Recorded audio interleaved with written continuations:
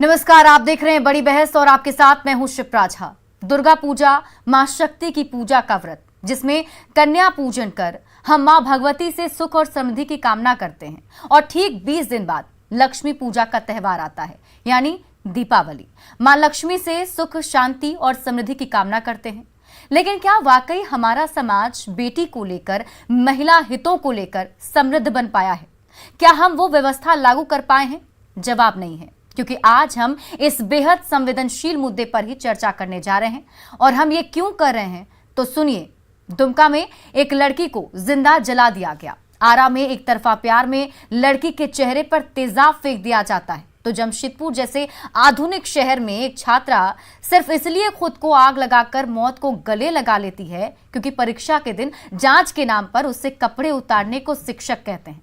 इस शर्मनाक वाकये ने एक बेटी को इस कदर झकझोर डाला कि उसने जिंदा नहीं रहने की कसम खा ली। ऐसे एक दो नहीं, दर्जनों ऐसे केस हैं और इसी साल ये सारे केस सामने आए हैं। लेकिन यदि कुछ नहीं बदला है तो वो है हमारा रवैया, हमारा आचरण बेटी के लिए, उस कन्या के लिए जिसकी पूजा का विधान हमारे शास्त्रों में वर्णित है। हम किताबों में, धर्म ग्रंथों में भले ही कन्या को भगवान मानते हैं, लेकिन समाज में वैचारिक तौर पर अपनाने में उसे क्यों भूल जाते हैं? आज हम इसी बेहद संवेदनशील मुद्दे पर चर्चा करने के लिए हमारे साथ कई सारे मेहमानों का पैनल भी जुड़ा हुआ है। तो चलिए शुरू करते हैं। बेटी का सम्मान तभी लक्ष्मी का सम्मान।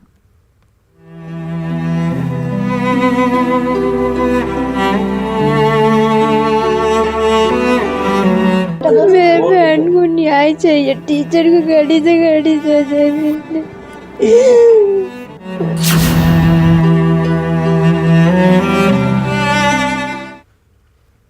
और इस पर चर्चा करने के लिए हमारे साथ जो गेस्ट जुड़े हुए हैं, पहले आपसे उनका इंट्रोडक्शन करा देती हूं। डॉक्टर निष्का सिन्हा, मनोचिकित्सक, IGIMS के हमारे साथ जुड़ी हुई हैं। शबनम लता, सामाजिक कार्यकर्ता, हमारे साथ जुड़ी हुई हैं। और YV गिरी, वरिष्ठ अधिवक्ता, पटना हाईकोर्ट के हमारे साथ जुड़े हुए हैं। महुआ माझी, सांसद JMM की, हमारे साथ जुड़ी हुई हैं। इन सब से चर्चा करेंगे। लेकिन इसी बीच चर्चा की शुरुआत उस बिटिया की दर्द भरी कहानी से करना चाहेंगे जो हमें सोचने को मजबूर कर रहा है कि आखिर एक शिक्षक स्कूल में बच्चों को शिक्षित बनाता है, उसे सभ्य और सुसंस्कृत बनाने की जिम्मेदारी को संभालता है, लेकिन वही शिक्षक कैसे एक छात्रा से कपड़े उतरवाकर जांच कराने की बात जुबान तक ला पाता है? सोचिए, ऋतु कल तक पढ़ना चाहती थी, कुछ करने का सपना पाल रही थी, लेकिन परीक्षा के दौरान एक टीचर उसे सबके सामने डांटने लगता है, उसकी पिटाई करता है और फिर उसके कपड़े तक उतरवा दिए जाते हैं। जांच के नाम पर इस घटना से आहत ऋतु खुद को आग लगा लेती है और 90% तक जल चुकी ये बिटिया आखिरकार TMH अस्पताल में जिंदगी की जंग हार जाती है। और इसी पर हम आज बातचीत करेंगे और हमारे साथ जो गेस्ट का पैनल जुड़ा हुआ है उनसे शुरुआत करते हैं। और सबसे पहले हमारे साथ शबनम लता, जो सामाजिक कार्यकर्ता, जुड़ी हुई हैं। मैं उनके पास जाना चाहूंगी क्योंकि ये समाज का बहुत बड़ा मुद्दा है और कई सालों से और हर बार इस पर चर्चा होती है, लेकिन इसका कोई समाधान नहीं निकल पाता है। शबनम लता जी, आप एक सामाजिक कार्यकर्ता है, जाहिर सी बात है बहुत सारे लोग आप तक पहुंचते होंगे, आते होंगे, अपनी बातों को रखते होंगे। कितने सारे केसेस को आप देख पाती हैं और क्या लगता है कि इसके पीछे कौन सी ऐसी मानसिकता है जो काम कर रही है? सबसे पहले तो बहुत बहुत धन्यवाद। मैं इस पे बताना चाहूँगी कि मैं बहुत ही ग्राउंड लेवल पे काम करती हूँ। मैं ग्रामीण महिलाओं, ग्रामीण लड़कियों के पास ज़्यादा जाती हूँ, तो मैं समझ सकती हूँ उन सब चीज़ों की। इसके पीछे सबसे बड़ा रीज़न है शिक्षा का अभाव। हमें लड़कियों को नहीं, लड़कों को भी बराबर सिखाना होगा कि लड़कियों की इज्जत कैसे करनी, महिलाओं की इज्जत कैसे करनी है। और लड़कियों को तो हम लोग सिखा ही रहे हैं। देखिए, शिक्षा एक ऐसा कारगर हथियार है जो हमारे सामाजिक गति को, विकास की गति को तेज कर सकता है। और ये तभी संभव है जब हम ग्राउंड लेवल पे इस पे काम करेंगे। आत्मनिर्भर तो महिलाएं हैं, लड़कियां हैं, लेकिन कहाँ हैं? वो शहर में हैं, जो शिक्षित हैं, जो आत्मनिर्भर हैं और वो जानती हैं कि उनका क्या एम्पावरमेंट है, क्या उनकी शक्ति है। बट हमें सबसे ज़्यादा काम करने की ज़रूरत है ग्रामीण परिवेश में, जहाँ पे हमें जागरूक करने की ज़रूरत है। बहुत सारी चीज़ें हैं जो उनको बताने की ज़रूरत है कि वो अबला नहीं, एक शक्ति है जो अपने हक की लड़ाई वो लड़ सकती हैं और एक अच्छी शिक्षा पाने का उनका अधिकार है। इस तरह से अगर हम गांव-गांव जाएं, अगर ग्राउंड लेवल पे हम इस पे काम करेंगे तो शायद हमारी बच्चियां सेफ होंगी। शिक्षिकाएं जो होती हैं, महिला शिक्षक की होनी बहुत ज़्यादा ज़रूरत है स्कूल में। बालिकाओं के अलग से बाथरूम होना बहुत ज़रूरी है। मतलब वो हर चीज़ उनके लिए वो होना चाहिए जिससे कि उनकी विकास हो सके, उनके मनोदशा का विकास हो सके, मैं उनको जागरूक कर सके हम लोग। तो इस पे हमको काम करना पड़ेगा, वो बहुत ही नीचे ग्राउंड लेवल पे जा करके। बिल्कुल, और ये एक बहुत ही अलग सा पॉइंट और सही पॉइंट आप बता रहे हो कि बहुत बार ऐसा देखने को मिलता है कि जो लड़कियां हैं उन्हें कुछ पता ही नहीं होता है उनके बारे में, उनके अधिकारों के बारे में। हमारे साथ वरिष्ठ अधिवक्ता जो हमारे साथ जुड़े हुए हैं उनके पास मैं जाना चाहूंगी। वाईवी गिरी जी, आप मुझे ये बताइए कि जिस तरीके से क्राइम रेट में इजाफा हो रहा है महिलाओं को लेकर खास तौर पर, तो उसमें क्या लगता है आपको पुलिस कितनी गंभीर उसमें नजर आ पाती है?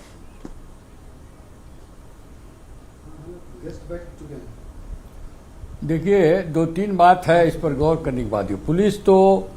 पुलिस का एक अलग रोल है। पुलिस अप टू मार्क नहीं हो पा रही है। पुलिस को स्पेशल ट्रेनिंग और इसमें बहुत इम्प्रूवमेंट की आवश्यकता है। लेकिन महिलाओं के लिए पार्लियामेंट और स्टेट असेंबली ने कितना कानून उनके पक्ष में बनाया है, इसकी भी जानकारी उनको देनी चाहिए। बहुत सारी हमारी बहनें हैं, हमारी लड़कियां हैं, खासकर सुदूर देहात की, वो जानती भी नहीं है कि उनके हित में कितना कानून है जिसका वो इस्तेमाल कर सकती हैं। जैसे डोमेस्टिक वायलेंस एक्ट एक कानून है जिसका वो भरपूर उपयोग कर सकती हैं, जो खासकर महिलाएं हैं जिनकी शादी हो गई हैं, नवविवाहित हैं और उनको घर में यदि प्रताड़ित किया जा रहा है, समाज में प्रताड़ित किया जा रहा है, रिश्तेदारों द्वारा प्रताड़ित किया जा रहा है, तो उसके लिए इसमें वो कदम उठा सकती हैं। अब जैसे देहात में, जैसे सुदूर देहात की बात कही है, उसमें महिलाओं को बहुत सताया जाता है।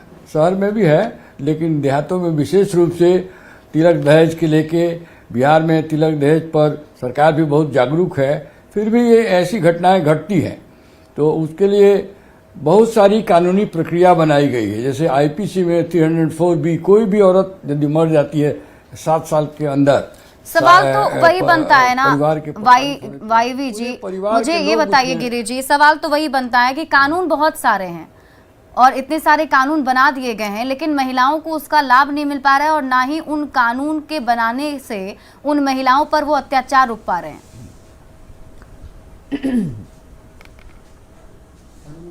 नहीं, कुछ तो रुके हैं, ऐसी बात नहीं है। कुछ महिलाओं को कानून का लाभ मिला है लेकिन ज्यादातर लोगों को नहीं मिल पा रहा है। दो कारण है इसका। पहला तो उनको जानकारी कम है और इसकी इन्फोर्समेंट एजेंसी जो पुलिस है वो पूरी जागरूक नहीं है।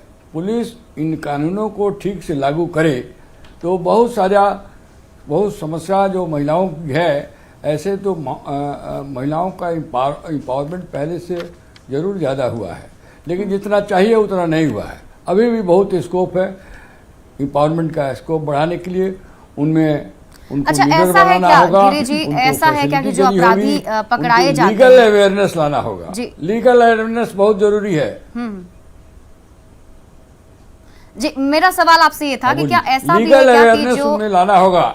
जो कानून है इसमें हम चाहेंगे कि हमारे वकील बंधु लोग भी कुछ समय निकाल के गांव और देहात के लोगों को थोड़ा काउंसलिंग करें कि भाई तुम महिलाओं के लिए क्या क्या कानून बना है, क्या क्या इसका उपयोग कर सकती हो, और यदि इसका उपयोग करना वो लोग जान जाएं और करने लगें और पुलिस भी थोड़ी उसमें मदद करे। पुलिस को ये महिलाओं के साथ जो अत्याचार का केस है इसको डिफरेंट पेडेस्टल पर इसको इन्वेस्टिगेट करना चाहिए और इसमें ज़्यादा से ज़्यादा लोगों को सजा दिलवाने का प्रयास करना चाहिए। कोर्ट्स भी देखेंगे आप, कोर्ट्स में भी जो प्रोसीडिंग चलती है तो महिलाओं के पक्ष में भी ज़्यादा ही कोर्ट्स का झुकाव रहता है। ज़्यादा से ज़्यादा महिलाओं को न्याय दिलाने के लिए कोर्ट उसके प्रति झुकाव रखता है ज़्यादातर। इसलिए अब लीगल अवेयरनेस बनाना, महिलाओं में लाना बहुत ज़रूरी है। यही मेरा सुझाव है, यही मेरा विचार है। जी हमारे साथ महुआ मांझी जी भी जुड़ी हुई हैं, जेएमएम सांसद। आपसे मैं ये जानना चाहूंगी महुआ जी, आप एक जानी मानी राजनीतिज्ञ हैं, एक महिला हैं और झारखंड में महिला आयोग की आप अध्यक्ष भी रह चुकी हैं। और क्या लगता है आपको, कौन सी ऐसी मानसिकता काम करती है? क्योंकि अभी अगर हाल के दिनों में देखा जाए तो कई सारी ऐसी घटनाएं सामने आई हैं। कहीं लड़की पर तेजाब फेंक दिया जा रहा है, तो दुमका में उस बेटी को जला दिया गया, ऋतुमुखी की घटना सामने आ गई। ऐसी क्या मानसिकता लोगों के अंदर आती है? क्या कुछ ऐसा होता है जो इस तरह की घटनाएं सामने आ रही हैं, वो भी ऐसे वक्त में जब हम जो महिला होती है, जो लड़कियां होती है, उन्हें देवी का दर्जा देते हैं? देखिए, इधर जितने भी मामले हुए हैं, जघन्य अपराध है वो, हम लोग उसकी घोर निंदा करते हैं। तो उन अधिकतर मामलों में देखा गया है कि अपराधी जो है वो कहीं ना कहीं से परिचित ही निकला है, या तो लड़की का दोस्त है, या कोई रिश्तेदार है, या पड़ोसी है। तो हमें ये देखना है कि आखिर इस तरह की मानसिकता क्यों पैदा हो रही है, जबकि इतने सारे कानून हैं। और हम सभी जानते हैं कि निर्भया कांड के बाद पूरे देश में इसको लेकर एक जागरूकता आई थी, लोगों में कितना गुस्सा था, और जिसको लेकर इतने सारे कानून भी बने, सख्त कानून बने। इसके बावजूद अगर इस तरह से अपराध बढ़ रहे हैं तो दो बातें सामने हैं। एक तो उन जो भी अपराधी हैं उनको सख्त से सख्त और फास्ट कोड के तहत मिलनी चाहिए सजा, क्योंकि वो कानूनी प्रक्रिया इतनी लेंदी होती है। अधिकतर जो अपराधी हैं उनको बेल मिल जाता है, वो आसानी से घूमने लगते हैं। तो ऐसे मामलों में एक तो उनके मन में डर पैदा करना होगा पुलिस प्रशासन को, कोर्ट को, क्योंकि हमारे यहाँ कोर्ट में जजेस की संख्या भी बहुत कम है, तो पेंडिंग केसेस की संख्या लाखों में है। तो ये एक बड़ी बात है कि इस पर सरकार को ध्यान देने की जरूरत है कि जो केसेस हैं वो पेंडिंग न रहे, और अपराधी इसी का फायदा उठाते हैं, और फायदा उठाकर उनका मनोबल बहुत ज्यादा बढ़ता जाता है। पुलिस को भी कई बार देखा जाता है कि वारंट इश्यू हो गया है, लेकिन पुलिस अपराधी को पकड़ने में कोताही बरतती है। पुलिस की संख्या भी कम है, कई जगह देखा जाता है कि जितनी संख्या बल उनका होना चाहिए, जितने नागरिक हैं हमारे देश में, उनकी तुलना में पुलिस की संख्या कम है। तो इन पर भी ध्यान देने की जरूरत है। और तीसरी बात ये भी है कि हम अपने बच्चों को कैसा संस्कार दे रहे हैं, क्योंकि परिवार एक ऐसी इकाई है जहां से बच्चा का वो पहला पाठशाला होता है। तो निश्चित रूप से परिवार में ऐसा माहौल पैदा करना होगा कि एक बच्चे के मन में महिलाओं के प्रति सम्मान की भावना रहे।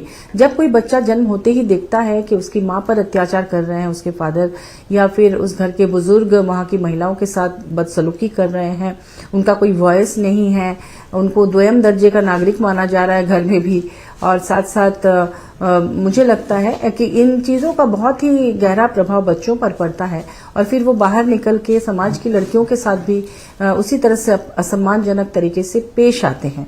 एक दूसरी बात है कि शुरुआती दौर में, जैसे मुझे ऐसा फील हुआ है विमेन कमीशन में काम करने के दौरान, कि अचानक हमलों के जो केसेस हैं उनकी तुलना में परिचितों के द्वारा किए गए जघन्य अपराधों की संख्या बहुत ज्यादा है।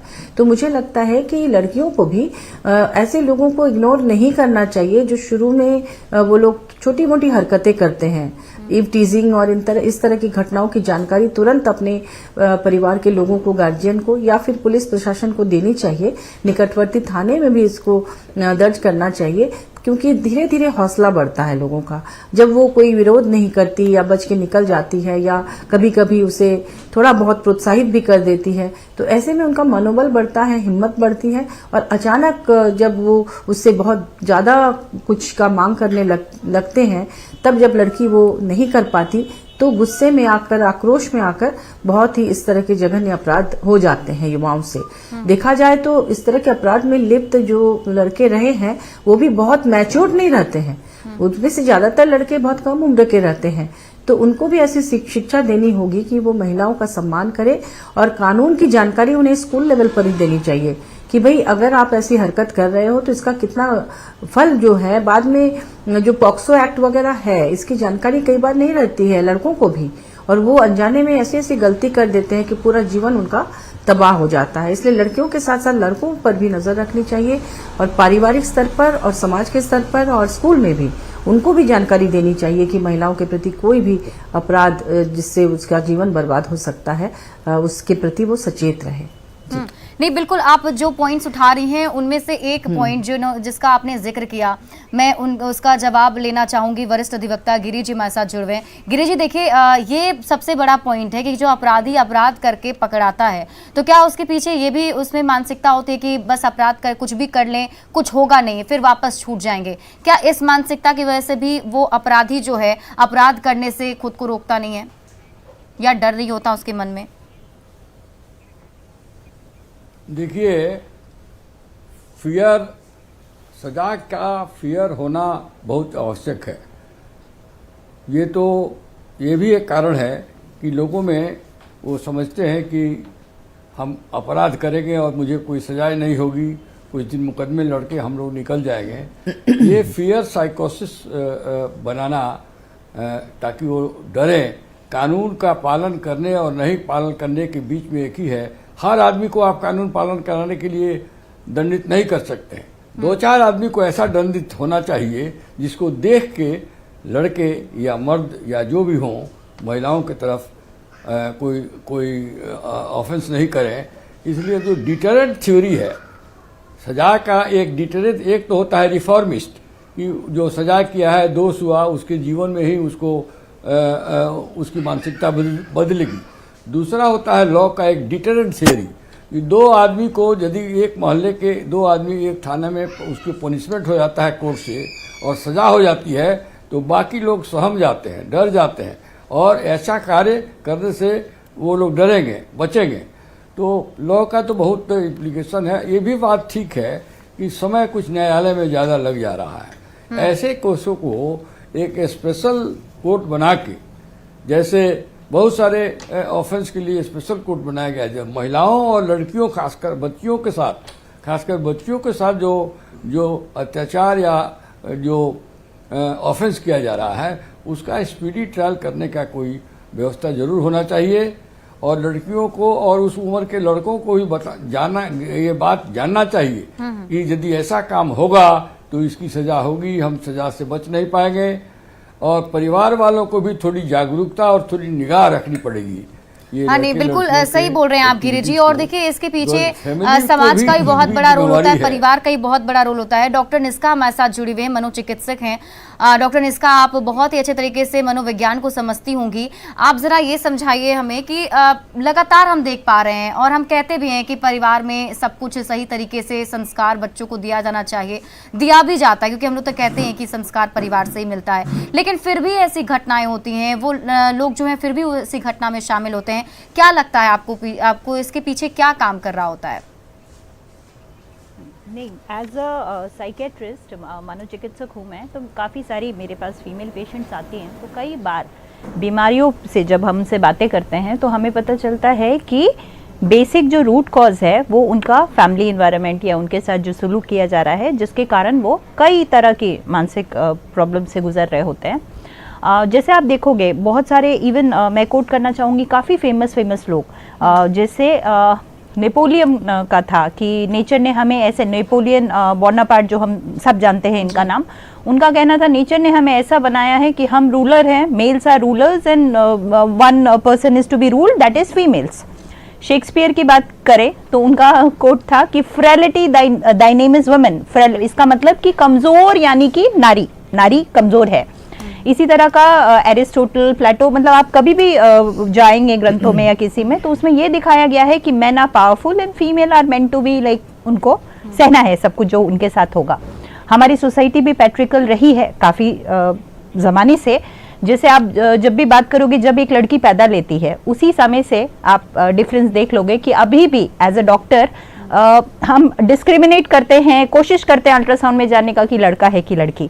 जब वो थोड़ी बड़ी होती है तो पढ़ाई के लिए अगर पैसे की कमी है, फाइनेंशियल प्रॉब्लम है, तो हम लोग सोचेंगे बेटा तो घर का साथ देगा, तो हम पढ़ने के लिए लड़कियों को अच्छे स्कूल में नहीं भेजेंगे। मान लो कहीं भेज दिया, जो बेस्ट स्कूल होगा, बेस्ट सर्विसेज होंगी, बेस्ट चीज़ हम सोचेंगे कि मेरा बच्चा। कभी अगर घरों की बात करें तो हम देखते हैं कि अगर एक लड़का है, वो बड़ा भी क्यों ना हो, बेटी है, छोटी बेटी, बेटा भाई को प्यास लगा है, जाके ग्लास का पानी लाके दो। सो ये सारा चीज़ जैसे थोड़ी सी बड़ी होती है, मान लो उन्होंने पढ़ाई कर ली, सब कुछ हो गया, जहां बात आती है शादी की, बेटा अगर वो चूज करके लाता है वाइफ तो चलेगा अपना पार्टनर, बट एक फीमेल का जब पार्टनर का बात होता है तो नहीं, लड़की बिल्कुल बात नहीं मानती। कैसी लड़की मिल गई मुझे जो कि कहती है मैं इससे शादी करूंगी या ऐसे करूंगी, वहां भी विमेन को राइट्स नहीं। स्त्री धन का नाम हम देते हैं डाउरी के फॉर्म में। जब ये चीजें और ज्यादा बढ़ेगी, अगर आप बात करोगे कि अगर कोई डिवोर्सी है तो एक फीमेल्स के लिए वो ज्यादा मुश्किल है वो फेज झेलना, बशर्ते एक मेल अगर वो दूसरी शादी करे ठीक है, लेकिन अरे इसका तो पति अभी ऐसा हो गया, उसने दूसरी शादी कैसे कर ली। सेम चीज जब वो वृद्ध अवस्था होता है तो देखोगे जब तक मेल आदमी, जब उनका पार्टनर जिंदा है जो ओल्ड एज में, तब तक बेटे रिस्पेक्ट करेंगे, प्रॉपर्टी डिवीजन नहीं होगा, सब कुछ होगा। लेकिन अगर वो मेल मेंबर फैमिली में नहीं है तो जब फीमेल अगर है, बूढ़ी माँ है, बूढ़ी दादी है, तुरंत बच्चों के बीच में डिवीजन की बातें शुरू हो जाएंगी। तो ये सारी चीजें हम हमेशा देखते आए हैं। लेकिन ये भी समझना जरूरी है, जैसे कि अभी सब लोगों ने बहुत अच्छी बात बताई कि ऐसा नहीं है कि एक इंसान इस मैटर पे कुछ कर सकता है। जैसे एज अ डॉक्टर हम लोग उनको एजुकेट कर सकते हैं और सिखा सकते हैं। और जैसा कि बात अभी महुआ मैडम कर रही थी कि कई बार देखते हैं कि घरों के अंदर जो भी उन पे डोमेस्टिक वायलेंस हुआ है उसका डाटा मैं शेयर करना चाहूँगी जो कि बहुत हाई है। 3 में से 1 महिला डोमेस्टिक वायलेंस का शिकार होती है। तो इमेजिन ये नंबर्स कितना हाई है और कितना हम नेग्लेक्ट कर रहे हैं इस इशू को। कई बार उसमें से बहुत लोग होते हैं जो उनके डोमेस्टिक सर्कल मतलब उनके घरों के लोग होते हैं।